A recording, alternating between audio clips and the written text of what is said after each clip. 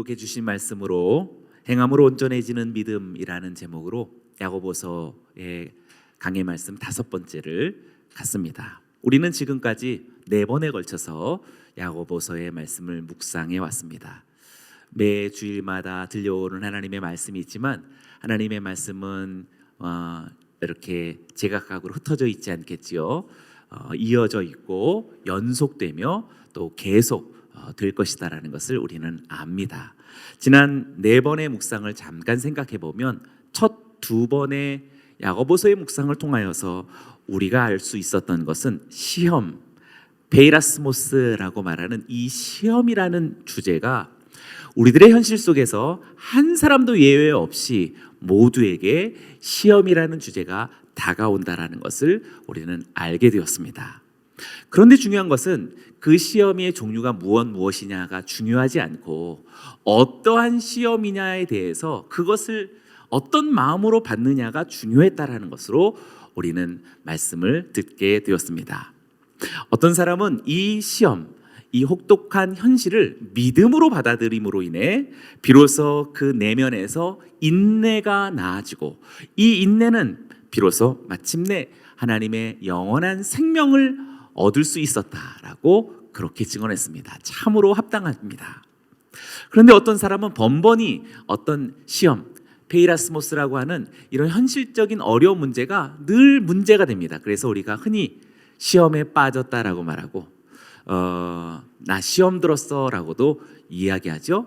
그런 말들 속에 사실상 하나님께서 그럼 잘못해서 시험을 주신 건가, 내 주변에 있는 사람들이 참 잘못해서 나에게 어려움을 끼친 것인가 라고 생각할 수 있을 텐데, 그런 것들을 가리켜서 자기 욕심에 이끌렸다라는 말로써 야고보 사도가 우리들에게 해석해 주었습니다. 이렇게 욕심에 이끌린 사람은 유혹으로서 시험을 받아들이게 되기 때문에 필경 그것은 죄를 낳게 되고 마침내 사망에 이를 수밖에 없다라고 그렇게 우리들에게 알려주었습니다. 사랑하는 여러분이요, 팬데믹 또 코로나라고 하는 이 모든 것도 일종의 시험입니다. 그러나 그것을 각자가 어떻게 받아들이냐가 다 다를 텐데 오늘 예배하시는 여러분들에게는 분명히 뜻있는 사건이다라고 믿음으로써 받아들이고 하나님의 놀라운 영적 인내를 여러분 안에서 형성해서 영원한 하나님의 생명에 이르는 저와 여러분들이 되시기를 주의 이름으로 축원합니다. 우리가 2번의 묵상을 통하여서 하나님께서 우리를 어떤 존재로 부르셨고 또 세우셨는지를 야고보 사도가 강조했습니다. 여기는 우리 모두는 진리의 말씀으로서 새롭게 태어난 사람들이며 여기는 우리 모두는 온갖 좋은 선물들과 은사들을 하늘로부터 부여받은 사람들이라고 그렇게 명시했습니다. 믿으십니까? 아멘. 거듭났다라고 말하시는 분들은 다 그런 분들이에요. 여러분, 거듭난 것은 우리들 스스로의 지혜와 힘으로 할 수 없는 일입니다. 하늘의 빛들의 아버지께서 부어주신 하늘의 신령한 성령의 은사들이 여러분에게 주어졌기에 우리는 비로소 거듭날 수 있으며 비로소 첫 열매라고 말할 수 있는 특별한 존재가 되어지는 것입니다. 여기는 저와 여러분들은 이미 성령으로 말미암아 거듭났고 첫 열매가 된 줄로 믿습니다. 첫 열매가 되었으니 이제 내 뒤를 따라서 그 가지가 담을 넘어서 아주 무성한 뒤에 오는 수많은 사람들도 이 열매의 은혜들을 얻게 되는 것이지요. 이렇게 하나님의 첫 열매로서 그리스도인이 되었다라는 것은 앞으로 우리의 삶 속에서 놀라운 하나님의 반영이 일어나는, 하나님의 현존이 일어나는 그러한 사람이다라는 사실입니다. 그러한 사람에게는 첫째로 경건이 나타난다라고 말하였습니다. 경건은 이렇게 이제 교회에서 이렇게 좀 다소곳이 태도를 취하는 그런 외적인 종교적 어떤 모습이 아니라 야고보가 말하는 이 경건은 사람을 외모로 취하는, 그리고 겉모습으로 차별하는 그런 이러한 세속적인 가치관을 따르는 사람의 모습이 아니라 오히려 하나님을 대리하듯이 환난 중에 있는 고아와 과부를 돌아보고 또 세속화되어지는 이 세상에서 자신을 구별해서 지켜 하나님의 사람이 되게 하는 그러한 하나님의 반영이라고 경건을 정의했습니다. 제가 보건대 여러분 모두가 다 경건한 사람으로서 하나님의 기뻐하심을 입는 저와 여러분들 되기를 축원합니다. 두 번째는 긍휼이 나타난다라고 말했습니다. 불쌍히 여김이라는 감정이 어느덧 삶 속에서 드러나게 됩니다. 그래서 내 이웃을 내 몸과 같이 사랑하라라고 하는 최상의 법을 지키면서 살아가게 됩니다. 이 사람은 마치 지금 당장 하나님의 심판이 임할 것 같은 그러한 선한 의식을 갖고 말하고 행동하는 사람이다라고 밝히고 있는 것이지요.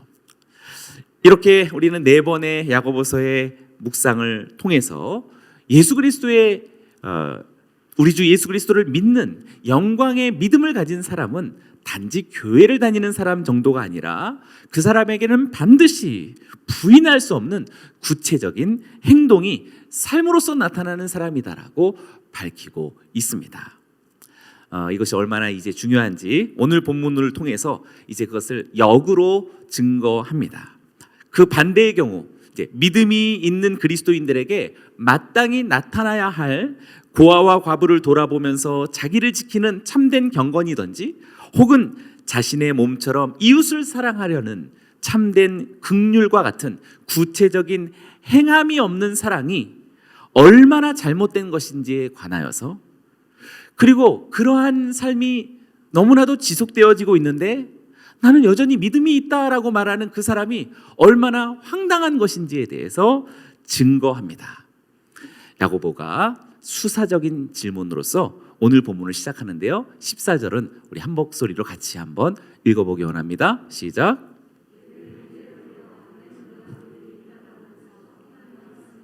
무슨 소용이 있겠습니까? 그런 믿음이 자신을 구원하겠습니까? 먼저 야고보 사도는 누가 스스로 자신은 믿음이 있다라고 말을 하면서 정작 행함이 없다면 무슨 소용이 있겠습니까? 라고 반문합니다. 그럴 수 없다라는, 소용이 없다라는 것을 강조한 수사적인 질문이죠. 그런데 여기서 믿음이 있다라고 하면서 행함이 없는 그런 사람이라는 것은 앞서 제가 설명했던 것처럼 나는 스스로 경건하다라고 생각하지만 실상은 경건의 삶은 전혀 없는 사람을 가리키는 것과 같습니다. 경건이 없는 것, 또는 긍휼한 마음이 없는 것, 자비심이 없는 것, 그것은 단순한 결핍이나 어떤 부족함이 아니라 야고보 사도에 의하면 믿음이 없는 증거다라고 매우 심각한 정의를 내리고 있습니다. 두 번째는 그런 믿음을 가지고 있는 사람이 어떻게 자신을 구원할 수 있겠습니까? 라고 또 한 번 수사적인 질문을 던지는데, 이것은 묻는 것이 아니라 구원할 수 없다라는 것을 강조적으로 표현하는 것이지요. 지금 이 질문은 종말론적인 문제와 연결되어진 매우 중요한 것입니다. 그런 믿음이라는 것은, 여기서 우리가 14절에서 말하는 그런 믿음이라는 것은 아까 첫 번째 질문에 있었던 행함이 없는데 믿음이 있다라고 하는 바로 그러한 믿음입니다. 그러한 믿음은, 어떤 사람이 믿음을 고백하면서도 행함이 없는 그러한 믿음을 가진 사람은 단지 아쉽거나 안타까운 일 정도가 아니라 그는 구원을 받을 수 없는 사람이다라고 하는 매우 심각한 종말론적인 경고를 전해주고 있는 것입니다. 생각해 보시죠. 천성적으로 마음이 선한 사람도 있고, 그리고 참 어릴 때부터 남 돕고 살아가는 사람이 있죠. 그렇다고 해서 그런 사람이 천선적으로 착하고 참 선하다 해서 구원의 문제를 해결할 수 있는 사람인가? 그럴 수 없다라는 것을 분명하게 사도는 전하고 있는 것입니다. 그래서 야고보에게 있어서 참된 믿음이라는 것은 전적으로 행함의 여부에 달려 있는 것이고, 그리고 전적으로 구원의 여부와 직결되어져 있는 것이다라고 설명할 수 있겠습니다. 단지 선하게 살아야 한다라는 윤리적인 문제만은 아니다라는 사실입니다. 구원의 문제를 꼭 기억해야 한다라는 사실입니다. 먼저 행함이라는 것은 매우 일상적인 생활과 삶 속에서 나타나게 됩니다. 야고보 사도는 일상적인 두 가지의 사례와 그리고 성경적인 두 가지의 사례, 총 네 가지의 사례를 오늘 15절부터 우리들에게 제시하고 있는데요. 15절과 16절의 말씀을 제가 한번 읽어보겠습니다. 만일 형제나 자매가 헐벗고 매일 먹을 양식도 없는데 여러분 가운데 누가 그들에게 잘 가라, 따뜻하게 지내고 배불리 먹으라 라고 말하며 육신에 필요한 것을 주지 않는다면 무슨 소용이 있겠습니까? 네, 설명이 필요 없는 매우 확실한 첫 번째 일상적인 사례가 되겠죠. 일용할 양식이 없는 지금 헐벗은 형제와 자매가 있는데 이들에게 따뜻하게 지내라, 배불리 먹어라 말만 하면은 이건 화나는 일이죠. 아무것도 필요한 것은 주지 않으면서 말로만 따뜻하게 지내, 배불리 먹어라고 하는 것이 아무런 소용이 없는 그런 말들이라고 이야기합니다. 이렇게 구체적인 행함이 없으면서도 그런데 그 사람은 자기 스스로를 가리켜서 나는 믿음이 있다라고 말하는 그러한 사람에게 어찌 의미가 있을 수 있겠는가라는 말로 야고보 사도가 정의하고 있습니다. 그래서 이렇게 결론을 낼 수 있지요. 17절은 같이 한번 읽어봅니다. 시작. 이와 같이 믿음도 행함이 없으면 그 자체가 죽은 것입니다.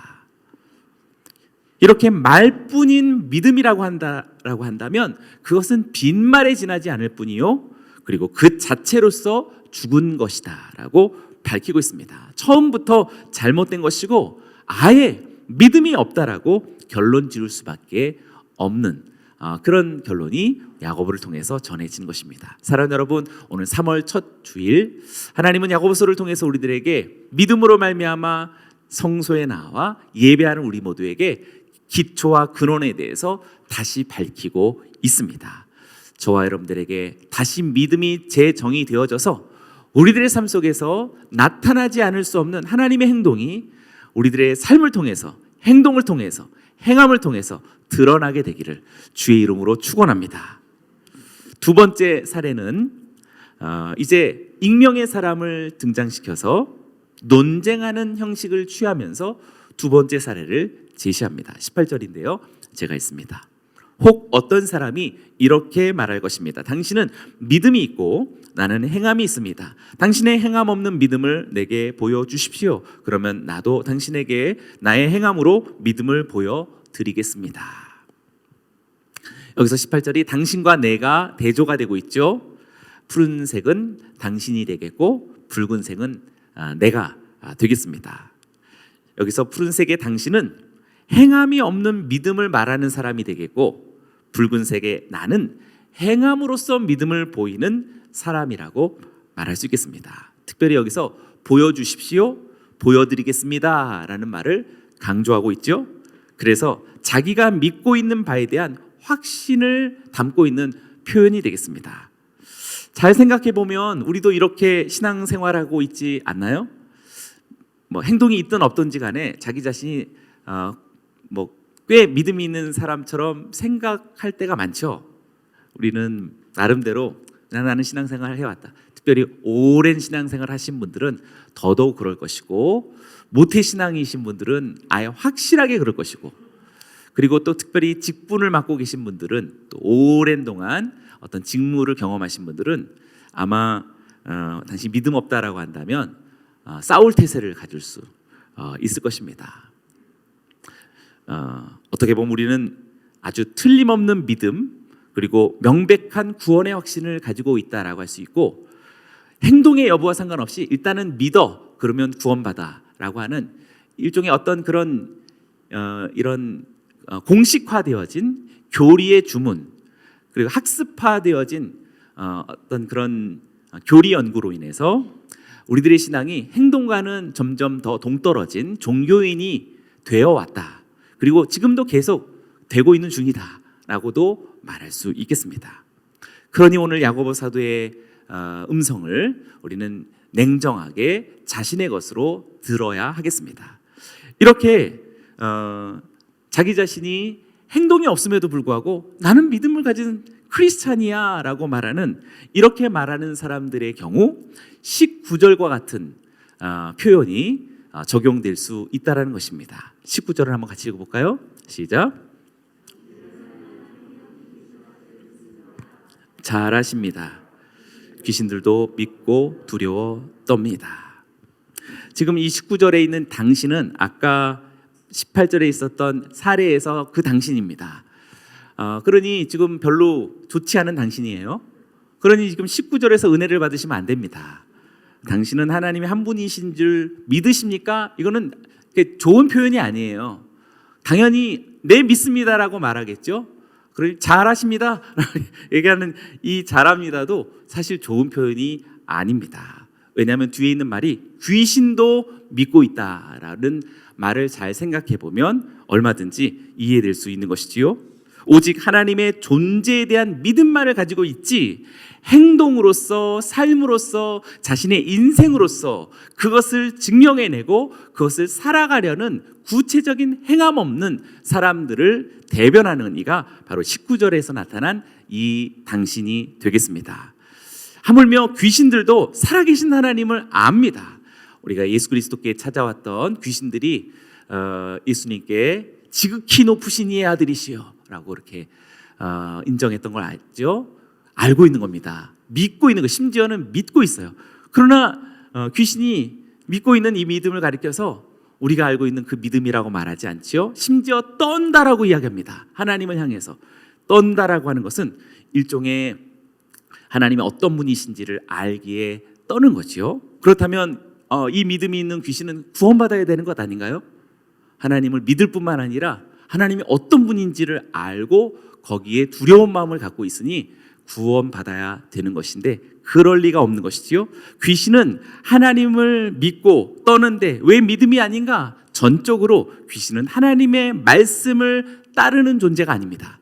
귀신은 하나님의 뜻을 순종하는 존재도 아닙니다. 역행하는 존재이며 오히려 순종하고 따르는 일을 유혹하는 존재가 되기에 그에게는 믿음이 있지 않고 전혀 구원의 대상도 될 수 없는 것입니다.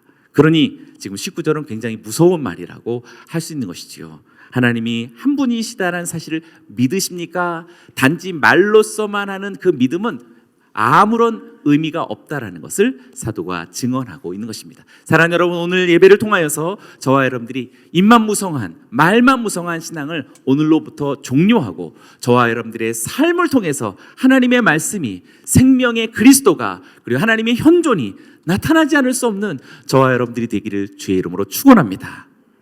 아멘. 여러분들의 아멘을 조금 더 강화하기 위해서 야고보 사도가 세 번째 사례를 제시합니다. 이번의 사례는 성경의 증인입니다. 야고보는 행함이 없는 믿음이 헛되다라는 것을 밝히기 위해서 구약의 사건을 예로 듭니다. 21절과 22절을 제가 했습니다. 우리 조상 아브라함이 자기 아들 이삭을 제단에 바칠 때 행함으로 의롭다고 인정받지 않았습니까? 당신이 알다시피 믿음이 그의 행함과 함께 일하고 행함으로 믿음이 온전하게 된 것입니다. 야고보 사도는 지금 아브라함은 믿음의 어떻게 시작이라고 할 수 있죠. 그래서 우리는 아브라함을 가리켜서 믿음의 조상이라고 일컫고 있습니다. 믿음의 시작이 왜 아브라함이 되었을까? 그것은 바로 우리가 너무나도 잘 아는 23절에서 보여주는 것처럼 아브라함이 하나님을 믿으니 그것이 그에게 의로 여겨졌다라고 하는 말씀 때문에 그렇습니다. 우리가 또 잘 아는 것처럼 90세가 넘고 100살이 되어서야 자녀를 낳는 이 불치의 상황 속에서 아이를 얻을 수 없는 상황 속에서 아이를 가졌다라는 기적의 하나님의 말씀을 믿음으로 받아들인 아브라함을 가리켜서 의롭다라는 하나님의 칭함이 있었기에 여기서부터 비로소 믿음이 시작되어진 것이죠. 그러나 야고보 사도는 조금 더 음미하고 생각합니다. 이 믿음이라는 것은 행동을 통해서 나타난 것이요, 입증된 것이요, 완전해진 것이다 라는 사실을 지금 22절에서 밝히고 있는 것입니다. 22절 다시 한번 보면은요, 당신이 알다시피 믿음이 그의 행함과 함께 일하고 행함으로 믿음이 온전하게 된 것입니다 라고 그렇게 밝히고 있습니다. 앞서 언급한 것처럼 천성적으로 선한 삶을 살고 마음 착한 우리 자녀들이라 할지라도 사실상 하나님의 뜻과 하나님의 말씀과 무관한 선행이라는 것은 구원과는 의미가 없는 것이라고 말할 수 있겠지요.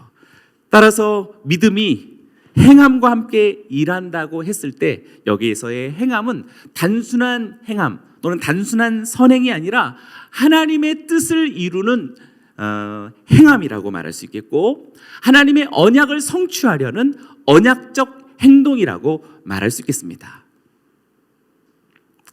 그래서 지금 아브라함이 나이 많고 그의 아내 사라도 90세에 자녀를 갖는다라는 어떤 기적을 믿는 그 믿음을 믿음으로서만 해석하는 것이 아니라 지금 아브라함에게는 자녀를 낳는다라는 것을 뛰어넘어서 이 자녀가 하나님의 나라를 바라보고 있다라는 것을 믿었기 때문에 그의 행동이 단순한 불치의 몸에서 자녀를 낳는다라는 어떤 그런 세속적인 이적 사건에만 집중한 것이 아니라 하나님의 뜻을 이루려고 하는 아브라함의 믿음이 그의 행동을 통해서 성취되었다라는 뜻을 밝히는 것입니다. 예수님께서 아브라함을 이렇게 칭찬했었죠. 요한복음 8장 56절, 제가 너무 사랑하는 구절인데요, 아브라함의 신비로운 판타지와 같은 믿음을 이렇게 설명했습니다. 한번 같이 읽어보겠습니다. 시작. 너희 조상 아브라함은 나의 때 볼 것을 즐거워하다가 보고 기뻐하였느니라. 분명히 이삭을 낳는 문제하고 연결되어진 예수님의 칭찬인데요, 단지 아브라함은 이삭을 낳는 어떤 하나의 사건에만 집중되었던 것이 아니라 이삭을 통해서 나의 때라는 예수님의 임재와 하나님의 나라의 도래를 바라보았다라는 사실입니다. 감동이죠? 그러니 단순한 어떤 선행이나 단순한 어떤 일이 잘 되는 일에 내가 믿음을 반응하고 보이는 그런 차원 낮은 그런 믿음의 행동들이 아닙니다.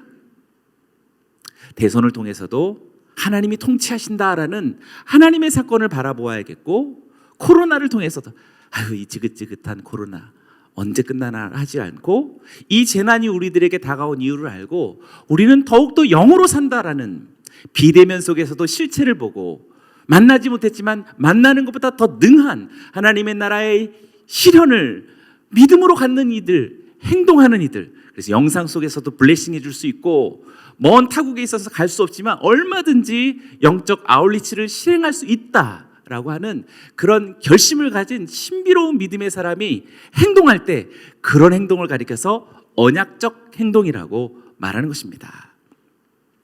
저와 여러분들에게 오늘 이 첫 예배를 통해서, 3월의 첫 예배를 통해서 이전에 있지 않았던 하나님의 현존이 나타나고 예수 그리스도의 살아계심이 우리들의 삶을 통해서 드러나지 않을 수 없는 바로 그러한 언약적 행동에 저와 여러분들 되시기를 주의 이름으로 축원합니다. 믿음을 가지고 옆 사람들에게 한번 축복해 보시죠. 당신을 보니 예수님이 보입니다. 아멘. 마지막 네 번째 사례가 성경적 두 번째 사례로서 우리들에게 밝히는데요, 이제 라합을 말하고 있습니다. 25절을 제가 했습니다. 이와 같이 창녀 라합도 첩자들을 숨겨주고 다른 길로 가게 했을 때 행함으로 의롭다고 인정받지 않았습니까?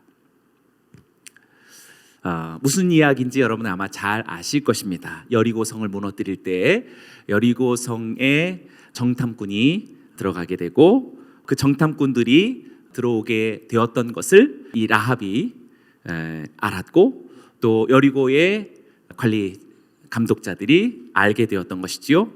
이제 곧 아마 생포될 수 있을 만한 상황 속에서 그를 숨겨두었던 라합을 지금 그 행동을 가리켜서 그 행동이 의롭다고 인정함을 받은 것이다 라고 밝히고 있습니다. 라합은 이스라엘의 정탐꾼 사자들이 오기 전에 사실상 벌써 하나님이 이스라엘과 함께하고 있다라는 사실을 알았습니다. 이것이 바로 난 믿음이 있다라는 것으로 밝힐 수 있는 것인데요. 여호수아서 2장 11절의 말씀이 이렇게 이야기하고 있는데 한번 같이 읽어볼까요? 여호수아서 2장 11절 시작. 우리가 듣자 곧 마음이 녹았고 너희로 말미암아 너희 하나님 여호와는 위로는 하늘에서도 아래로는 땅에서도 하나님이시니라. 너무나 멋진 고백입니다. 개역 한글 성경에는 너희 하나님은 상천하지의 하나님이시다. 한자어로서 풀어서 상천하지 하나님이시다라고 그렇게 우렁찬 신앙 고백을 말했습니다. 이 여인이 부정한 여인이잖아요. 아까 아브라함은 그래도 굉장히 고결한 신앙의 믿음의 조상이지만 이스라엘 사람이지만 이 라합은 여인인데다가 부정한 여인이고 게다가 이방인이 됩니다.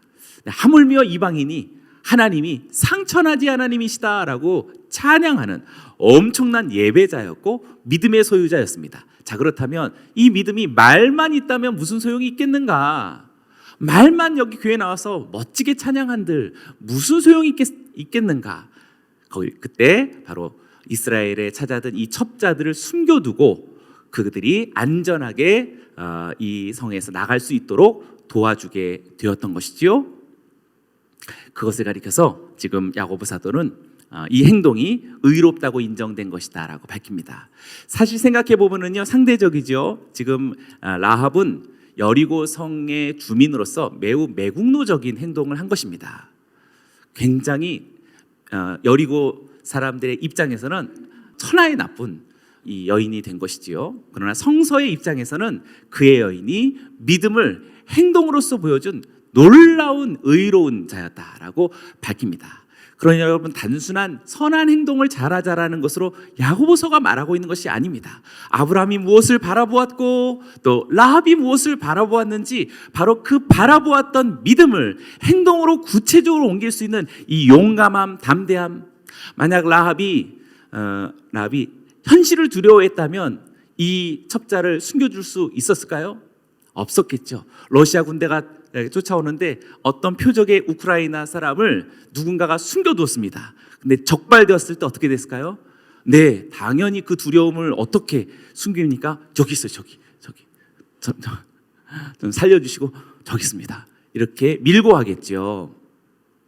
당연히 이 상황도 그렇습니다. 여리고의 거대한 성읍에서 어떻게 라합이 이스라엘 첩자를 숨겨줄 수 있었겠습니까? 살아계신 하나님을 알았고 믿음으로써 말미암아 죽으면 죽으리라라고 생각하고서 행동으로 나타낸 바로 그러한 의로운 행동이라고 말할 수 있습니다.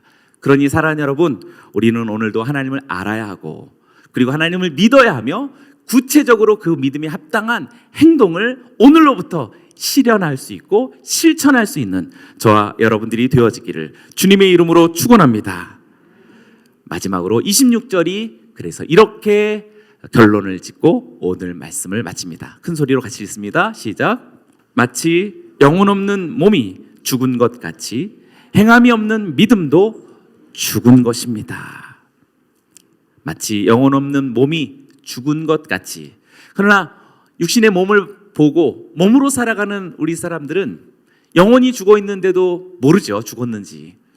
그러나 이미 죽은 것이다라는 것을 우리가 알듯이 행함이 없는 믿음도 믿음이 있는 것처럼 살아가겠죠. 그러나 사실상 죽은 자와 같다라고 정의하고 있습니다.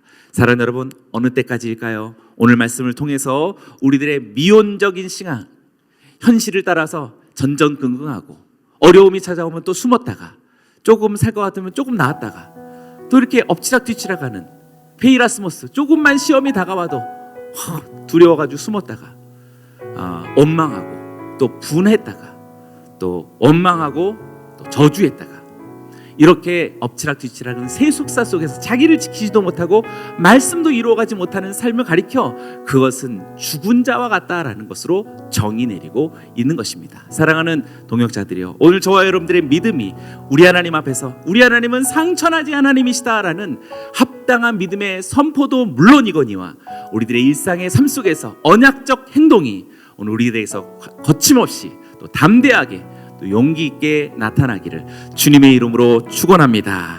옆 사람들에게 선포하십시오. 나는 행동하는 성도입니다. 할렐루야. 우리 주님께 영광의 박수 올려드립니다.